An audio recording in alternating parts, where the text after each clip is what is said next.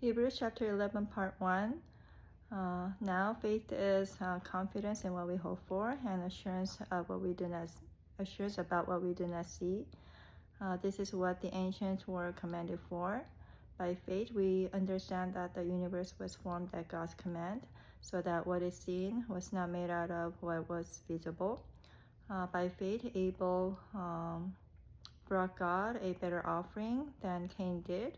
By faith, he was commended as righteous when God spoke well of his offerings. And by faith, Abel still speaks, even though he's dead. By faith, Enoch was taken from this life so that he did not experience death.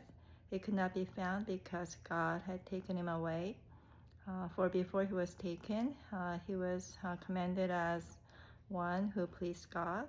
And without faith, it is impossible to please God, because anyone who comes to him must believe that he exists and that he rewards those who earnestly seek him. By faith, Noah, when warned about things not yet seen, in holy fear, he built an ark to save his family. By his faith, he condemned the world and became heir of the righteousness that is in keeping with faith.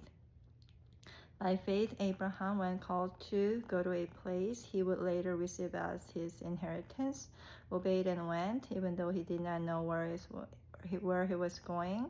By faith, he made his home in the promised land, like a stranger in a foreign country. He lived in tents, as did Isaac and Jacob, who were heirs with him of the same promise. For he was looking forward to the city with foundations, whose architect and builder is God. And by faith, even Sarah, who was past childbearing age, was enabled to bear children, because she considered him faithful who had made a promise. And so, from this one man, and he, as good as dead, came descendants as numerous as the stars in the sky and as countless as the sand on the seashore. All these people were still living by faith when they died. They did not receive the things promised. They only saw them and welcomed them from a distance, admitting that they were foreigners and strangers on earth. People who say such things show that they are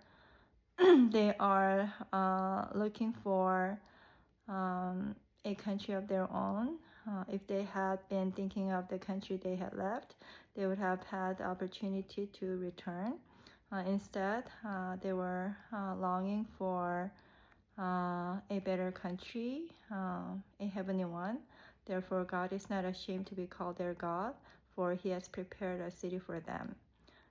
By faith, Abraham, when God tested him, offered Isaac as a sacrifice.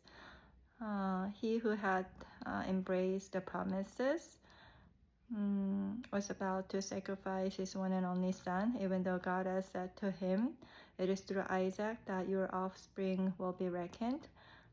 Abraham reasoned that God could even raise the dead, and so, in a manner of speaking, he did receive Isaac back from death. By faith, Isaac blessed Jacob and Esau in regard to their future. By faith, Jacob, when he was dying, blessed each of Joseph's sons and worshipped as he leaned on the top of his staff. By faith, Joseph, when his end was near, spoke about the exodus of the Israelites from Egypt and gave instructions concerning the burial of his bones.